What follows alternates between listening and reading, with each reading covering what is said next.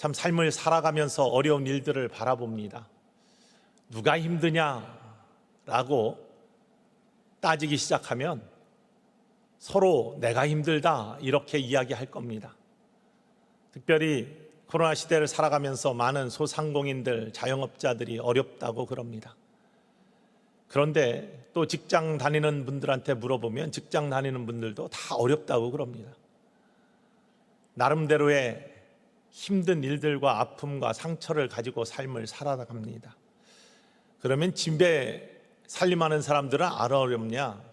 그분들도 또 나름대로 다 어렵다고 하고 자기 일이 가장 힘들다고 이야기합니다. 교회도 마찬가지입니다. 각각의 교회들이 너무나 힘들다고 그렇게 이야기들 합니다. 모두가 새로운 보릿고개를 넘고 있다 이렇게 이야기들 합니다. 지금만 그렇느냐? 아닙니다. 초대교회를 돌아가 보면 초대의 사도들은 아마도 비교를 할 수 없지만 너무나 힘든 시간들을 보냈다라고 성경이 증언하고 있습니다. 환난과 역경, 박해와 압제 속에서도 그러나 성경 속에는 그러한 상황과 상관없이 그러한 어려움들을 그래도 굳게 서서 이겨낸 믿음의 사람들, 축복의 사람들의 이야기로 가득 차 있습니다. 꼬꾸라지지 않고 넘어지지 않고 우겨쌈 당하지 아니하고 그래도 굳게 서서 믿음으로 승리한 사람들. 사도 바울은 전도여행을 다니면서 수없이 매를 맞고 죽음의 위기와 투옥이 되고 감옥 안에서 힘든 삶들을 살았습니다.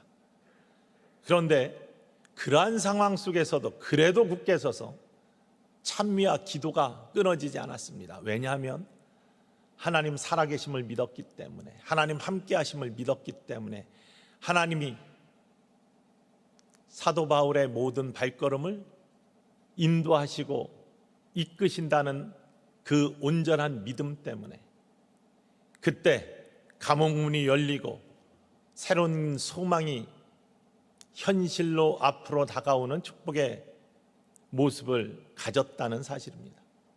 베드로 마찬가지죠. 지게와 질투 속에 옥에 갇혔을 때 기도를 끊어지지 않게 하나님 앞에 간절히 기도했습니다. 빛이 비추고 착고가 풀리고 감옥문이 열리고 열림의 역사들이 나타났습니다. 이것이 그래도 굳게 서서 하나님을 믿었던 믿음의 사람들의 모습입니다. 그런데 코로나 시대를 지내면서 특별히 하나님을 바라보지 못하고 상황을 바라볼 때 흔들리는 믿음이 생긴다는 것이 사실입니다. 많은 믿음의 사람들 중에 믿음을 굳게 지켜가는 사람도 있는 반면에 정말로 하나님이 계신 거야? 우리가 교동문에서 고백한 것처럼 나에게 문제가 생기고 또한 어려움이 생겼을 때 겉으로는 하나님 이기게 하세요, 이기게 해주세요 라고 하지만 주변의 사람들이 내 하나님 어디 가셨어? 너 믿음 생활 잘하면 하나님 축복하신다고 했는데 왜 너한테 이런 일이 생겨? 하나님 살아계신 거야? 하나님 안 계신 거 아니야? 라고 이렇게 조롱할 때 겉으로는 아니야, 믿음으로 이겨낼 수 있어 라고 하면서도 뒤돌아서서 마음 한구석에 하나님 왜 이랬어요? 정말 계신 거예요? 왜 나를 안 도와주세요? 나에게 왜 이런 일이 생깁니까? 이렇게 속에 의심이 생기거나 믿음이 흔들려 보신 적은 없습니까? 이러한 모습을 갖고 있는 사람들에게 오늘 하나님의 말씀 속에서 우리에게 위로하심과 동시에 굳건히 서기를 바라시는 하나님의 선포의 말씀이 저와 여러분의 심령에 들려지기를 주님의 이름으로 간절히 축원을 드립니다. 왜냐하면요, 초대교회도 그랬어요. 원래 교회는 성령의 능력 가운데 능력받은 사람들이 모여서 기도하다가 능력받은 사람들이, 성령의 불 받은 사람들이, 권능을 받은 사람들이 담대해져서 밖으로 나아가서 복음을 전했다고 했습니다. 지난주에도 함께 나눴죠. 그 복음을 전해서 회개하고 예수님을 믿은 사람들이 다시 모여서 함께 기도하고 찬미하며 예배드리며 하나님 주시는 권능을 다시 받아 그 권능을 가지고 다시 흩어져서 복음을 전하는 그러한 역할을 하는 것이 교회였습니다. 그래서 교회는 모이는 교회와 흩어지는 교회가 아름답게 조화되어 이루어질 때 가장 건강하고 축복의 교회입니다. 모여서 하나님 주시는 음성과 성령의 권능 가운데 영적으로 무장하고 권능 얻어 그것을 밖으로 나아가서 전하고, 그래서 구원의 사람들을 다시 교회 안으로 초대하는 모습들. 초대교회가 그런 오순절 성령의 다락방의 능력 가운데 이루어졌고 또 흩어져서 복음을 전하면서 계속 커져갔죠. 그래서 지금의 교회가 됐죠. 고린도 전서 15장은 부활장이라고 알려져 있습니다. 맨 처음에 보면 부활하신 예수님을 만난 사람들에 대해서 쭉 사도 바울이 고백합니다. 한 번에 500의 성도들에게도 나타나고 예수님 승천하실 때 많은 사람들이 그곳에 모여 있었습니다. 그리고 예수님께서 내가 다시 오시겠다, 다시 오겠다라고 하는 약속의 말씀을 들었고요. 또한 그 중에서 120문도는 예수님이 가서 기도에 전무하며 성령을 기다리라라는 말씀에 순종하고 그 일을 행함으로 말미암아 교회 시작의 기초가 되었습니다. 그런데 다시 오시겠다는 예수님, 바로 그 약속이 흔들리기 시작했습니다. 아니, 제자들이 살아있는 동안 오실 줄 알았는데 나이는 먹어가고 세월은 흘러가는데 예수님 다시 안 오세요. 그런데 그렇다면 예수님 보내주신 성령 가운데 세상이 온전하고 악이 사라지고 하나님 나라가 더 강하게 임해야 되는데 세상은 여전히 로마의 압제와 박해와 여러 가지 악한 모습들이 계속 퍼져나가고 성도들은 핍박당하고 여러 가지 어려운 문제들은 여전히 삶 속에서 끊어지지를 않고, 이 어떻게 된 건가? 정말 하나님 살아계신가? 예수님 언제 오시나? 오시지 않는 거 아닌가? 약속은 이루어지는가? 이렇게 걱정과 근심과 의심이 싹트기 시작했습니다. 여러분, 지금도 마찬가지입니다. 예수님 다시 오신다고 약속하신 말씀은 반드시 이루어지시는 하나님의 약속의 말씀입니다.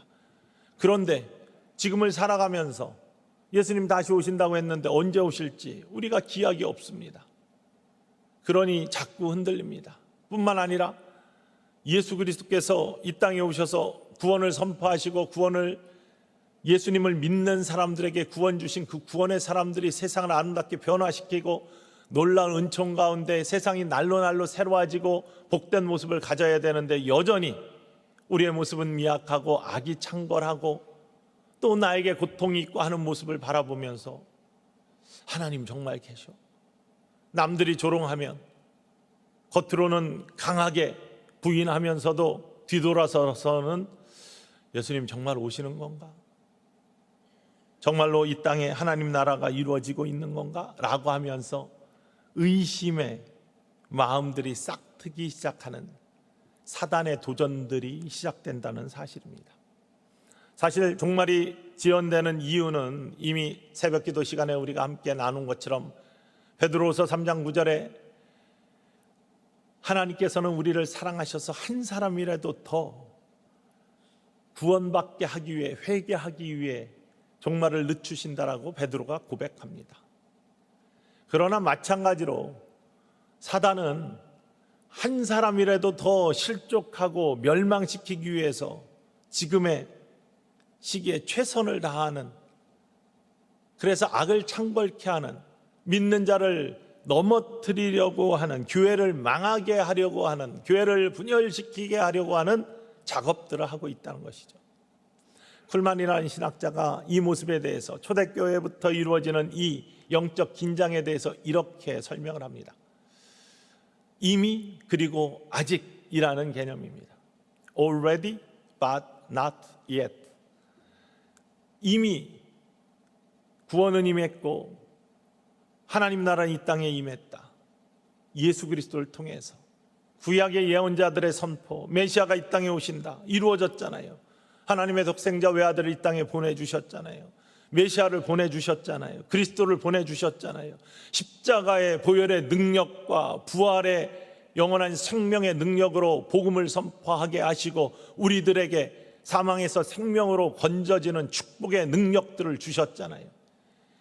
회개를 통해 우리는 십자가의 능력을 통해 죄를 깨닫게 하시고 죄를 고백하게 하시고 죄를 이기게 하시는, 죄를 사해 주시는 능력의 삶을 살게 하셨잖아요. 하나님 나라 임했습니다.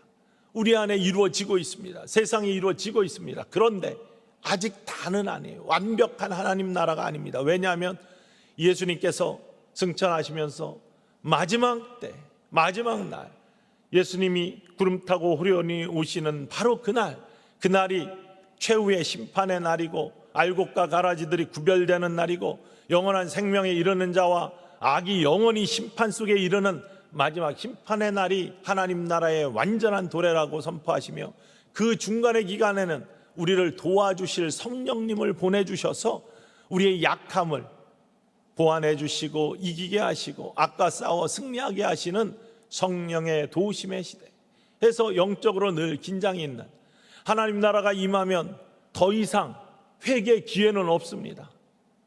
심판당하는 모든 사람들은 쓰러져 홍수처럼 흩어져 버리고, 오직 구원의 사람, 믿음의 사람들만이 하나님 나라의 영원한 것에 들어갈 수 있기 때문에 하나님은 한 사람이라도 더 구원받기 위해, 회개하기 위해 심판을 미루시고 계시는 것이고, 이 베드로후서 3장 9절 말씀이에요. 그러나 사단은 한 사람이라도 더 꼬꾸라뜨리기 위해서 열심히 마음과 생각과 입술을 범죄하게 하고 넘어지게 하는 일들을 하게 한다. 이게 이미 임한 하나님 나라와 아직 완전히 임하지 않은 하나님 나라 사이의 영적 긴장을 설명하는 모습이죠. 이거는 역사 속에서도 우리가 그대로 바라볼 수 있는 교훈입니다. 프랑스가 독일의 침공으로 나치의 지배를 받게 됩니다. 언제 다시 회복될지 모르는 상황 가운데 프랑스인들 중에 나치에 협력하는 사람들이 생겨났습니다. 이러한 사람들을 콜라보라고 부릅니다. 그러나 이에 반해 프랑스의 독립을 위해서 끝까지 싸웠던 사람들이 있습니다. 레지스탕스입니다. 1944년 노르망디 상륙 작전을 통해서 2차 세계대전의 전환점이 이루어지죠. 프랑스의 노르망디 상륙 작전이 이루어지면서 연합군이 프랑스를 회복하기 시작합니다. 이 상륙 작전을 통해서 프랑스의 회복이 시작됐습니다. 회복이 선포됐습니다. 그런데 아직은 아닙니다. 1년의 기간이 필요했습니다. 완전히 나치가 멸망하기까지는. 그 1년의 기간 동안 정말로 큰 긴장과 갈등이 있었습니다. 나치에 협력하는 콜라보와 여전히 프랑스의 민주의 독립을 위해 싸웠던 레지스탕스, 정말로 치열한 전투가 있었고 치열한 싸움이 있었고 수많은 사람들이 죽어나갔죠. 양쪽에서는, 연합군에서는 소식을 통해서 금방 해방된다, 금방 해방된다, 나치는 결코 멸망하지 않는다, 결코 멸망하지 않는다. 어떻게 됐습니까? 결국엔 프랑스가 해방되었어요. 1945년 5월에. 그러면서 나치에 부역했던 많은 사람들은요, 수치를 당합니다. 여자들 머리가 깎이고 빨개 벗겨서 거리를 다녀야 됐고, 나중에는 차명에 처해지는 그러한 안타까움을 당합니다. 이게 마지막의 모습이죠. 끝까지 소망을 잃지 않고 그래도 굳게 서서 프랑스의 독립을 위해 싸웠던 레지스탕스는 감격의 눈물을 흘리고 회복의 기쁨을 맛보지만, 그렇지 않은 사람들, 소망을 잃고 부역했던 사람들은 치욕을 맛보는 겁니다. 내일이 3.1절입니다. 우리나라 마찬가지죠. 1919년에 3월 1일 만세운동이 시작됐습니다. 그거는 그냥 운동이 아니라 독립을 선언한 겁니다. 독립선언서가 낭독이 됐습니다. 우리 민족은 독립한 민족이다 선언을 해버렸습니다. 그런데 진짜 독립은 1945년까지 오지 않았습니다. 언제 올지 몰랐습니다. 그러면서 싸움이 시작됩니다. 긴장이 더욱더 가세집니다. 그러면서 독립이 광복이 늦어지니까 언제 올지 모르는 해방, 자꾸 실망하면서 소망을 잃어가면서 친일을 하고 일제 부역을 하는 사람들이 생겨났죠. 친일파들이 생겨났습니다. 점점 더 많아졌습니다. 언제 올지 모르니까, 소망을 잃었으니까, 믿음을 잃어가니까. 그러나 끝까지 그래도 굳게 서서 우리나라의 독립을 위해 싸웠던 독립군들이 있습니다. 이러한 사람들의 눈물 어린 잃지 않고 굳게 섰던 싸움 속에서 결국에는 해방의 기쁨을 맛보는 그러한 사람들, 축복의 사람들의 모습이 생겨나는 것이죠. 결국에는 지금의 우리들의 삶, 나타난 모습이 아니라 영적인 싸움 속에 있는 우리들, 이미 오신 예수 그리스도와 다시 오실 예수 그리스도 사이에 있는 이 영적 긴장의 시대 속에 주님이 언제 오실지 모르는, 그러나 이 소망을 붙들고 나를 부르시는 날까지 내가 믿음의 사람으로서, 하나님 나라의 백성으로서, 하나님 나라의 독립군으로서 이 땅의 삶을 십자가 붙들고 살아가겠습니다 라고 결단하고 그래도 굳게 서서 나가는 믿음의 사람들과 자꾸 소망을 잃어버리고 주님 안 오시네, 정말로 하나님이 나를 사랑하셔, 정말 하나님이 계신 거야, 의심하면서 우리가 읽은 교동문처럼 앞잡았고 문제가 생길 때 남의 조롱을 들으면서 뒤돌아서서 정말 하나님 계신 겁니까? 왜 이런 조롱을 내가 받게 합니까? 왜 이런 아픔을 내가 겪게 합니까? 하면서 하나님을 원망하거나 아니면 의심하는 의심의 마음이 생기기 시작하는 모습이 우리에게는 없는지, 이렇게 우리의 믿음이 흔들리게 만드는 그러한 사단의 도전의 세 가지 모습이 있습니다. 영적 긴장 속에, 영적 싸움 속에 예수님 오신 날까지 또한 승리를 온전히 이루지 못하게 하는 사단의 도전의 세 가지 모습. 첫 번째는 죄입니다. 사단은 우리를 자꾸 죄악에 빠뜨리려고 합니다. 하나님 바라보지 못하고 하나님 온전히 믿지 못하게 만드는 거예요. 사람들은 죄 하면은 윤리적인 죄부터 생각합니다.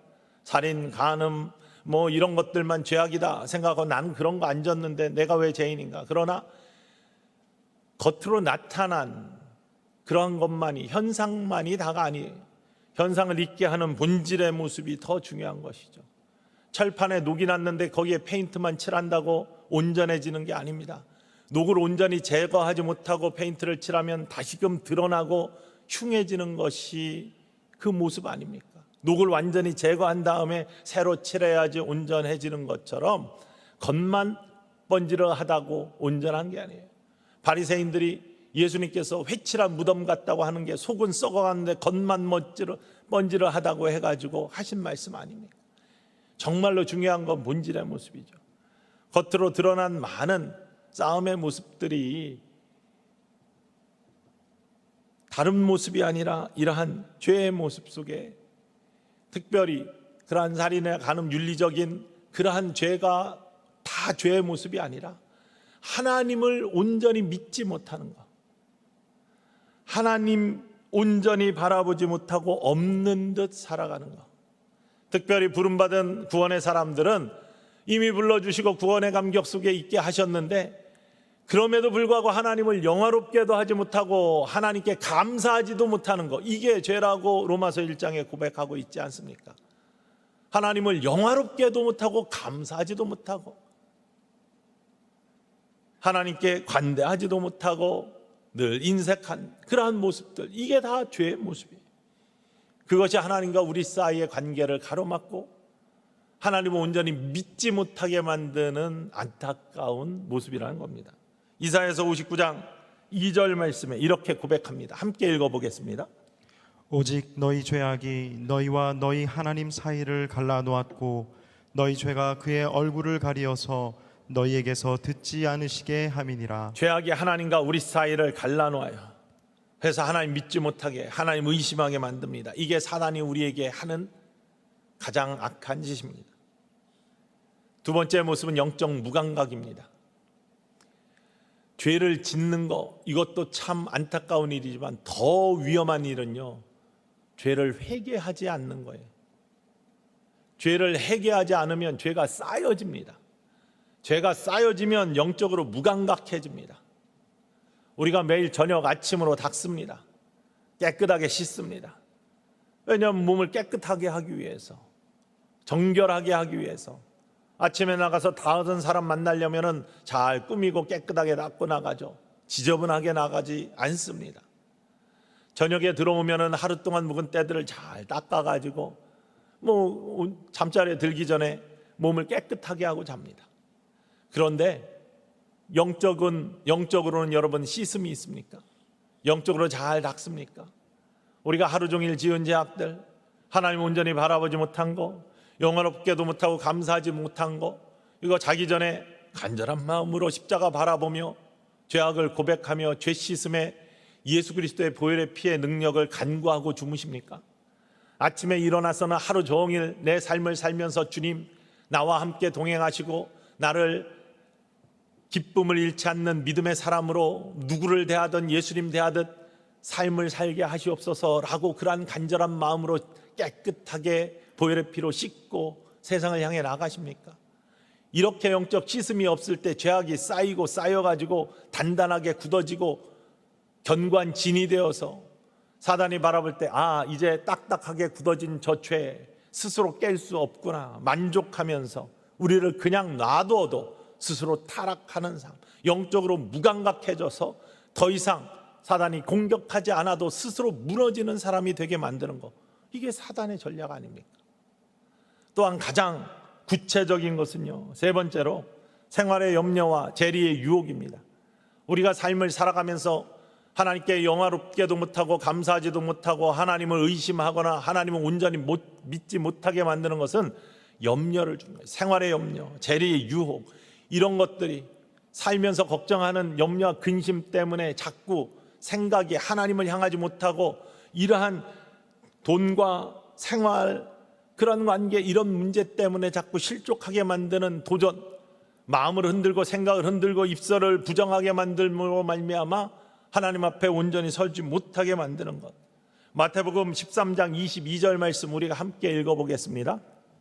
가시떨기에 뿌려졌다 하는 것은 말씀을 들으나 세상의 염려와 재물의 유혹에 말씀이 막혀 결실하지 못하는 자요.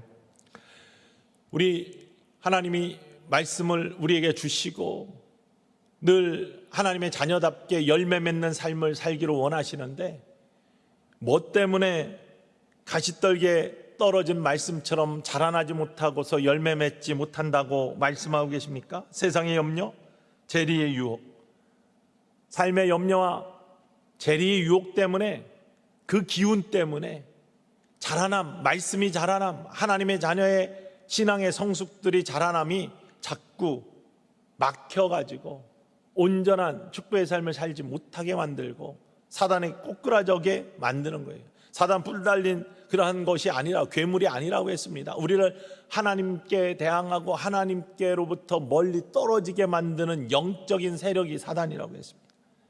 누가복음 21장 34절 말씀도 함께 읽어보기를 원합니다.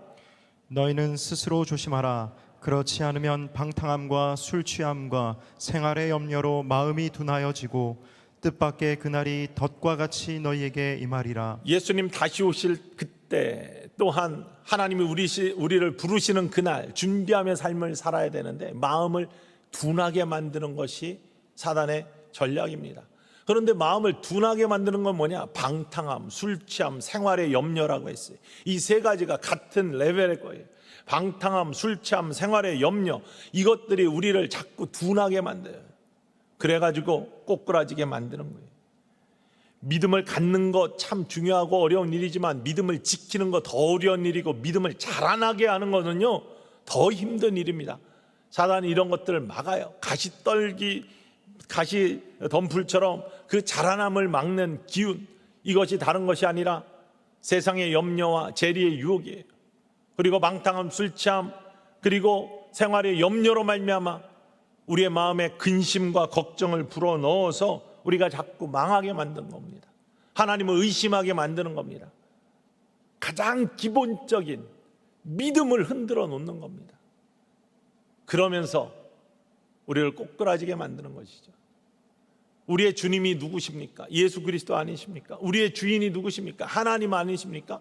그렇다면은 자녀되고 종된 우리들은 이 염려와 근심을 하나님께 맡기면 되는데, 우리 주님께 맡기면 되는데 맡기지 못하고 살기 때문에, 내가 우여잡고 살기 때문에, 나 혼자 끙끙 앓기 때문에 해결되지 않는 거예요. 그러나 베드로전서 5장 7절 말씀에 이렇게 우리에게 선포하고 계십니다. 읽어보겠습니다. 너희 염려를 다 주께 맡기라. 이는 그가 너희를 돌보심이라. 너희 염려를 다 주께 맡기라. 돌봐주신다 약속하셨는데 믿지 못하게 만드는 거예요. 주님 앞에 여러분의 염려를 맡겨보시기를 주님의 이름으로 간절히 축원을 드립니다. 돌봐주신다고 약속하셨습니다. 이건 믿어야 됩니다. 믿을 때 이루어지는 거예요. 이 믿음을 자꾸 흔들어 놓은 게 사단의 세력입니다. 그래서 우리의 싸움은 혈과 육의 싸움이 아니라고 했어요. 영적 싸움이라고 성경에 이야기하는 겁니다. 현상의 모습은 인간끼리 싸우는 것 같지만, 관계 속에서 싸우는 것 같지만, 그 근저에 있는 본질의 모습은 영적 싸움이라는 겁니다. 부부가 싸우고, 가족이 싸우고, 자녀와 싸우고, 친구와 싸우고, 성도끼리 싸우고, 교회 분열이 일어나는 거 그냥 인간과 인간 사이의 관계 싸움 같지만, 그 근저에는 다 사단이 하나님을 믿지 못하고 하나님을 멀리하게 하는 그러한 영적인 싸움이, 혈과 육의 싸움이 아니라 영적인 싸움이 깔려있고, 그것이 성도를 무너지게 하고 꼬꾸라뜨리는 사단의 계교라는 것입니다. 바로 그러한 모습들이 사단이 지금 주님 다시 오시는 날까지, 우리를 부르시는 날까지 우리를 꼬꾸라뜨리기 위해, 믿음을 방해하기 위해 하고 있는 일이죠. 사단은 집요합니다. 하나님이 창조하신 가장 완벽한 창조의 보시기에 심히 좋았던 아담에게 사단은 유혹을 하고 공격을 합니다. 그것도 말씀을 거꾸로 뒤집어서, 하나님께서는 저 과실, 동산 중앙에 있는 과실 따먹으면 너 죽어 라고 했는데, 영적인 죽음을 선포했는데, 사단은 어떻게, 뱀이 어떻게 간교하게 유혹합니까? 저거 따먹어도 안 죽어. 180도로 성경의 말씀을 뒤집어 가지고 공격합니다. 그런데 흔들리고 넘어가요. 거짓의 말씀에 넘어가는 거예요. 꼴러버와 레지스탕스가 다른 말을 들으며 어떤 곳은 흔들리고 어떤 것은 지키는 것처럼 넘어가는 거예요. 반면에 예수님에게도, 하나님 아들에게도 사단은 도전을 하는 거예요.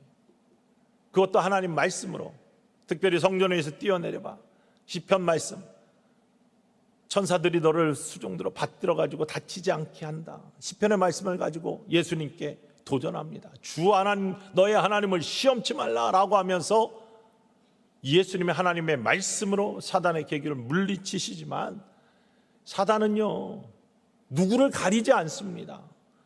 하물며 예수 그리스도에게도 도전해온 사단인데, 우리 약하고 약한 저와 여러분에게 도전해오지 않겠습니까? 틈을 보면서 찾아오지 않겠습니까? 찾아오는 그 도전을 어떻게 막겠습니까? 성경은요, 그래서 우리에게, 우리의 능력으로는 안 되니, 교회가 이루어진 것도 하나님의 능력이고, 우리가 우리 된 것도 하나님의 은혜와 능력이고, 마찬가지로 이 영적 싸움에서 이길 수 있는 것도 우리의 능력으로 안 되니 하나님의 전신 갑주를 입어라 라고 선언하고 계신 거예요. 하나님의 전신 갑주를 입어라. 그래서 에베소서 6장 10절로부터 13절 말씀에, 우리들의 싸울 것이 혈과 육이 아니요 공중의 권세자들, 악한 무리와 싸우는 영적 싸움인데, 그러기 위해서는 하나님의 전신갑주를 입지 않고는 안 된다라고 선포하고 있습니다. 한번 크게 고백하듯이 읽어보시기를 원합니다. 끝으로 너희가 주 안에서와 그 힘의 능력으로 강건하여지고 마귀의 관계를 능히 대적하기 위하여 하나님의 전신갑주를 입으라. 우리의 씨름은 혈과 육을 상대하는 것이 아니요 통치자들과 권세들과 이 어둠의 세상 주관자들과 하늘에 있는 악의 영들을 상대함이라. 그러므로 하나님의 전신갑주를 취하라. 이는 악한 날에 너희가 능히 대적하고 모든 일을 행한 후에 서기 위함이라. 세상을 살면서 악이 창궐하고, 정말로 하나님, 전능하신 하나님, 전선하신 하나님이 왜 이렇습니까? 세상이 나에게 당한 고통들이 믿음의 사람이라면 축복하시고 함께 하실 하나님 손길 어디 갔습니까? 라고 부르짖으며 기도할 수는 있지만, 그것이 흔들리는 의심이 되고 마음과 생각이 흔들려지고 입술의 부정함으로 영화롭게도 못하고 감사하지도 못하는 악이 된다면 얼마나 안타깝습니까? 꼬꾸라지는 모습을 보면 사단이 얼마나 즐거워하겠습니까? 우리는 다 믿음의 승리자들이 되기를 하나님 바라시는데, 끝까지 하나님의 능력을 붙들고 십자가 붙들고 승리하는 인생들이 되기를 바라시는 것이 하나님이 우리를 부르신 이유고, 또한 그 속에 아름다운 열매들이 있기를 원하시는 것이 하나님의 축복의 모습인데, 그래서 오늘 고린도전서 15장 마지막 2절의 말씀에 우리에게 이김을, 승리를 주시는 하나님께 감사한다. 하나님 바라봐라. 부활의 날, 예수 그리스도가 다시 오시는 날, 그날을 참고 견디면, 이기면 승리를 주시는데 어떤 승리냐? 썩을 것으로 심고 썩지 아니할 것으로 다시 살며 육의 것으로 심고 영의 것으로 다시 사는 놀라운 하나님의 신비의 세계를 경험하는 축복을 하나님이 주신다. 하나님 나라에 임할 때 그 나라의 주인공이 되는 놀라운 감격의 사람들이 되게 하신다라는 고백을 하고 있습니다. 견실하고 흔들리지 말라. 견실하고 흔들리지 말라 라고 하면서 그래도 굳게 서라 라고 합니다. 그러기 위해서 우리에게 필요한 것은 하나님의 전신갑주, 그 중에서도 구원의 투구나 의의 융배나 이런 방어의 무기도 필요하지만 강조하지만 늘 성령의 검, 하나님의 말씀, 사단 마귀를 찔러 이길 수 있는 능력의 무기가 우리에게 필요합니다. 하나님의 말씀이라고 했습니다. 성령의 검이라고 했습니다.